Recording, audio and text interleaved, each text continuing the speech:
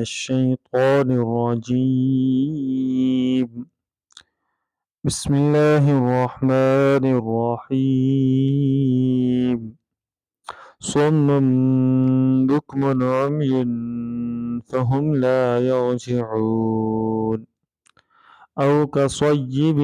من السماء فيه ظلمات ورعد وبرق يجعلون أصابعهم في آذانهم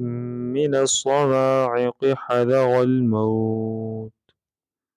والله محيط بالكافرين يكاد البرق يخطف أبصارهم كلما أضاء لهم مشوا فيه فإذا أظلم عليهم قاموا ولو شاء الله لذهب بسمعهم وأبصارهم إن الله على كل شيء قدير يا أيها الناس اعبدوا ربكم الذي خلقكم والذين من قبلكم لعلكم تتقون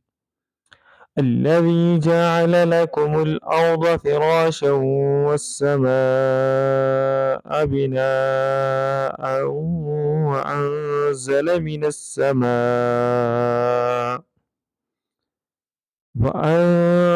من السماء ماء فأخرج به من الثمرات رزقا لكم فلا تجعلوا لله أندادا وأنتم تعلمون وإن كنتم في ريب مما نزلنا على عبدنا فأتوا بسورة من مثله وادعوا شهداءكم من دون الله إن كنتم صادقين فإن لم تفعلوا ولن تفعلوا فاتقوا النار التي وقودها الناس والحجارة أعدت للكافرين وبشر الذين آمنوا وعملوا الصالحات أن لهم جنات تجري من تحتها الأنهار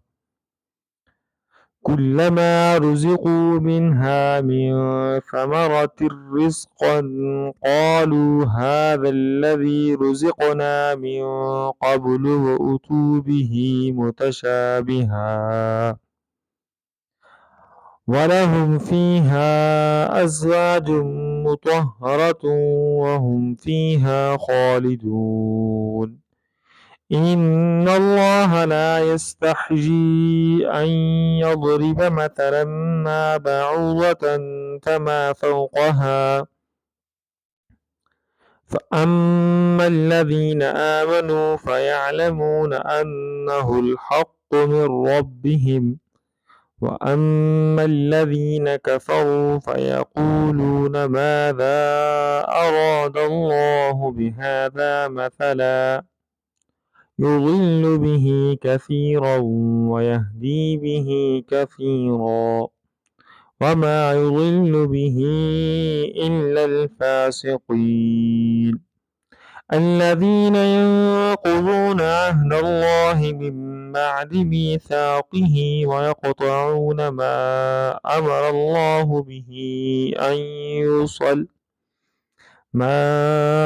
الله به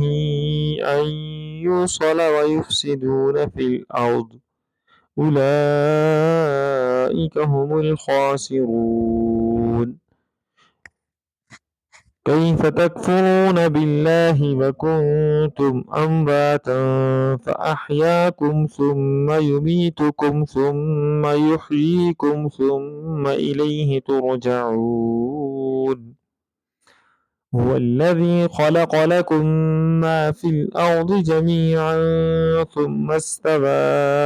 إلى السماء فسواهن سبع سماوات وهو بكل شيء عليم صدق الله العظيم.